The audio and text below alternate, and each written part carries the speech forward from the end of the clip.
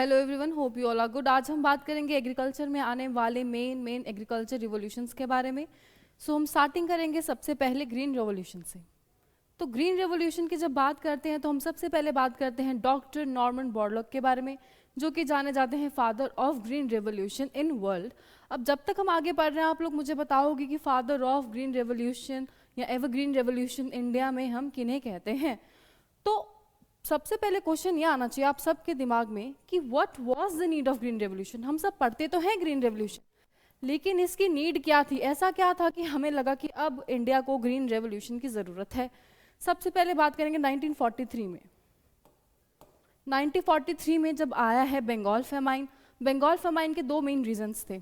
Bengal famine आया, अब इसके थे दो मेन रीजंस। एक तो साइक्लोन्स है, नेचुरल डिजास्टर्स है, नेचुरल डिजास्टर्स। एंड सेकंड जो डिजीज आई राइस में, ब्राउन स्पॉट ऑफ राइस जो हो रही थी हेलमिंथोस्पोरियम ओराइजे की वजह से।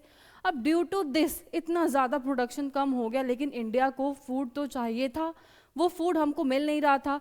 तो एक स्कीम आई PL 480, पब्लिक लॉ 480, जहाँ से इंडिया ने USA से क्या किया, वीट को इम्पोर्ट किया। लेकिन जो वीट इंडिया में आई वो जो न्यूट्रिशनल वैल्यू थी वो बहुत ही कम थी, और माना जाता है वो इस क्वालिटी की थी कि वहाँ पे वो पिग्स को फीड की जाती थी। अब हम उस वीट को, उस जो ग्रेन को हम अपनी कंजम्पशन के लिए सही नहीं मान रहे थे। तो क्या हुआ, 1947 से लेके 1967 तक हमारा जो लैंड एरिया था वो तो कहीं ना कहीं इंक्रीज हो रहा था, लेकिन जो प्रोडक्शन है वो इंक्रीज नहीं हो रही थी। जो हमारी डिमांड थी उस लेवल की सप्लाई हमारी कंट्री नहीं कर पा रही थी। तो डॉक्टर जो हैं MS स्वामीनाथन है, उन्होंने कांटेक्ट किया नॉर्मन ई बोरलॉग को, और उन्होंने कहा कि आप हमारे यहाँ ट्रायल करें। तो 1966 से लेके 67 के अराउंड ग्रीन रेवोल्यूशन हुआ स्टार्ट। अब जब ये ग्रीन रेवोल्यूशन स्टार्ट हुआ तो उसमें यूज़ की हाई यील्डिंग वैरायटी यूज़ की, ठीक है। जब वीट की हमने कल्याण सोना और सोनालिका जैसी वैरायटीज़ यूज़ की, केमिकल यूज़ किए, इरिगेशन यूज़ की। पहले इंडिया में इरिगेशन फैसिलिटीज़ नहीं थी, तो इंडिया टोटल डिपेंड कर रहा था अपने मानसून पे। लेकिन अब क्योंकि यहाँ पे इरिगेशन फैसिलिटीज़ थी, वेल मैकेनाइजेशन थी, तो इंडिया क्या कर सकता था, अब डबल क्रॉपिंग सिस्टम को फॉलो कर सकता था।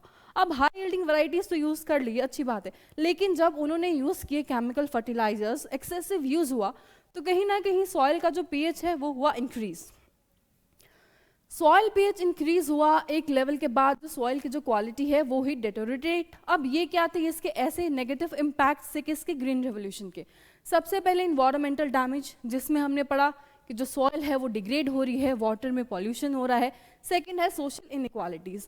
ये जो सोशल इनइक्वालिटीज़ है, ये जो लार्ज फार्मर थे इनका प्रॉफिट डायरेक्टली प्रोपोर्शनल था। जितना बड़ा फार्मर उतना ही ज़्यादा उसको प्रॉफिट हो रहा था।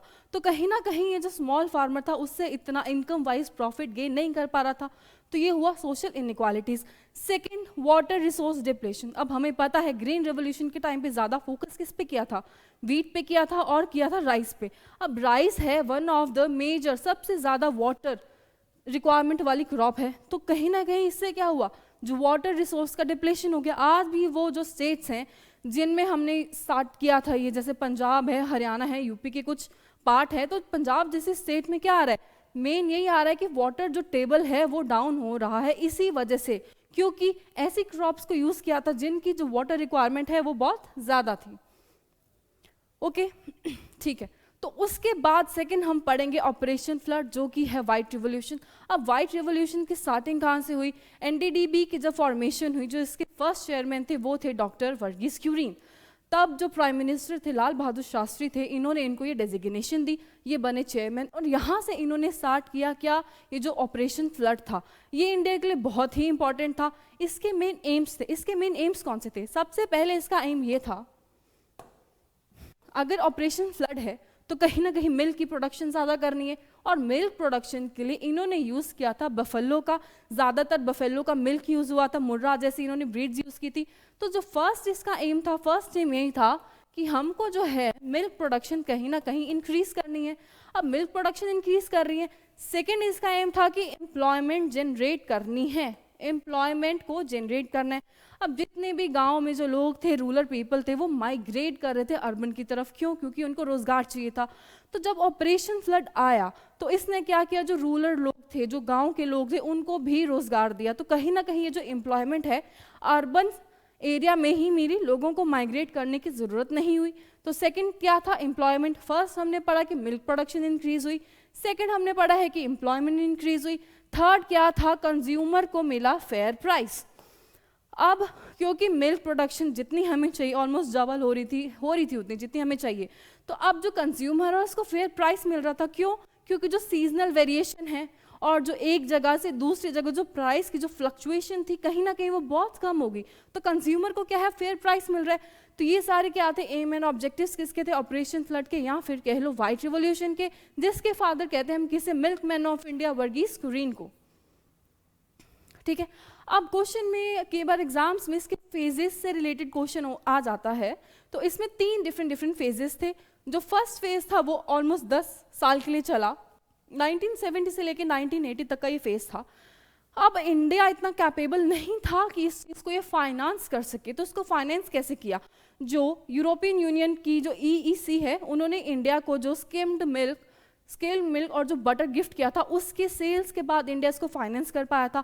और इसने मेन क्या किया, जितनी भी जो हमारी मेन मेट्रोपॉलिटन सिटीज़ थी, दिल्ली, मुंबई, कोलकाता एंड चेन्नई, इन लोगों को, इन सब सिटीज़ को क्या किया, इंटरलिंक किया। ओके, ये था फर्स्ट फेज। उसके बाद सेकंड फेज भी इसी की आगे फर्दर डेवलपमेंट हुई। जो मिल्क शेड थी, नंबर ऑफ मिल्क शेड है वो इंक्रीज होगी, अर्बन मार्केट के जो लिंक्स थे वो इंक्रीज हो गए। अब देखो ये भी 5 साल का फेज था, 1981 से लेकर 1985 तक ये फेज चला। सबसे पहले इसमें आप देखोगे जो मिल्क शेड्स हैं वो कितनी ज़्यादा इंक्रीज हो गई, 18 से लेके 136, that is a huge number. तो एक अच्छे नंबर में ये इंक्रीज हुई, अर्बन मार्केट जो है एक्सपैंड हुई। उसके बाद जो डोमेस्टिक मिल्क पाउडर है, एक टाइम पे डोमेस्टिक मिल्क पाउडर भी सेल किया था। तो देखो डोमेस्टिक मिल्क पाउडर है कहाँ से, 22,000 टन से लेके 1,40,000 टन तक की इसकी जो थी प्रोडक्शन वो इंक्रीज हो चुकी थी। ओके, उसके बाद आता है फेज 3। ये फेज था 1985 से लेके 1996 तक का फेज। यहाँ पे जो कुछ वैक्सीन वगैरह रिलीज की, थीलियोरियोसिस करके कुछ वैक्सीन रिलीज की थी, जिसकी काउस को, जो बफेलोस को जो फर्स्ट एड प्रोवाइड किया, वैक्सीन रिलीज की, जिसकी वजह से क्या है, उनमें इम्यूनिटी हो, उनकी जो प्रोडक्शन की क्वालिटी है वो इंक्रीज हो, क्वांटिटी है वो इंक्रीज हो। सो डिफरेंट फेजेस थे इनके, आपको फेजेस के ईयर याद रखने हैं, कौन सा ईयर कौन से फेज में आया था। ओके, अब ये हैं बाकी सारे रिवोल्यूशन, इनमें आपको पता होना चाहिए कि कौन सा रिवोल्यूशन किस से रिलेटेड है। जैसे बात करेंगे ग्रीन रिवोल्यूशन की, तो सबसे पहले आप ये टेबल वाली बुक में है ये दिया हुआ ये, तो देखो ग्रीन रिवोल्यूशन है किससे रिलेटेड, फूड ग्रेन की प्रोडक्शन से रिलेटेड, वाइट रिवोल्यूशन है मिल्क से रिलेटेड, येलो है ऑयल सीड से। अब डेप्थ में पढ़ना हो तो एक बार बता देना, हम बाकी के जो रिवोल्यूशंस हैं इनमें अगर किसी के बारे में डेप्थ में पढ़ना हो तो वो बता देंगे। अब जैसे येलो रिवोल्यूशन है, 9 ऑयल सीड पे इन्होंने मेन फोकस किया था, उसमें से 7+2 हैं, जो 2 हैं वो नॉन एडिबल हैं। ठीक है, तो मुझे तुम लोग बताओगे वो जो 2 नॉन एडिबल हैं वो कौन से हैं, और जो एडिबल्स हैं उनमें से किस पे ज़्यादा फोकस किया था। ओके, ब्लू रिवोल्यूशन है फिश प्रोडक्शन से। ठीक है, तो इनके आपको एक तो ईयर याद करने हैं, सेकेंड याद करने हैं इन रिवोल्यूशन से इनके फादर कौन है। तो नेक्स्ट जो स्लाइड है ये आपको बता रही है फादर्स के बारे में कि कौन सा रिवोल्यूशन किससे रिलेटेड है। तो ये मैचअप्स हैं, तो आप लोग बताएंगे सबसे पहले कि जो येलो रिवोल्यूशन है, जो ऑयल सीड प्रोडक्शन के लिए यूज़ किया, इनके फादर कौन है, तो इनके फादर हैं सैम पित्रोदा। ओके, उसके बाद ब्लू रिवोल्यूशन, अब ये फिश से रिलेटेड था, किस चीज़ से रिलेटेड था आप बताओगे, इसका फादर कौन है। अब ब्लू रिवोल्यूशन के फादर आते हैं अरुण कृष्णन एंड हरिलाल चौधरी। कई बार आपको ऑप्शंस में सिर्फ और सिर्फ अरुण कृष्णन ही मिलेगा। ओके, उसके बाद है गोल्डन रिवोल्यूशन, निरपक। Okay, silver revolution, Indira Gandhi ji के टाइम पे इंदिरा गांधी जी ने स्टार्ट किया था, तो इंदिरा गांधी। एंड लास्ट में है pink revolution, Durgesh Patil. Okay, अब इंडिया में एक और रिवोल्यूशन स्टार्ट हुआ है प्रोटीन रिवोल्यूशन करके, उसके बारे में बताओगे वो किससे रिलेटेड है।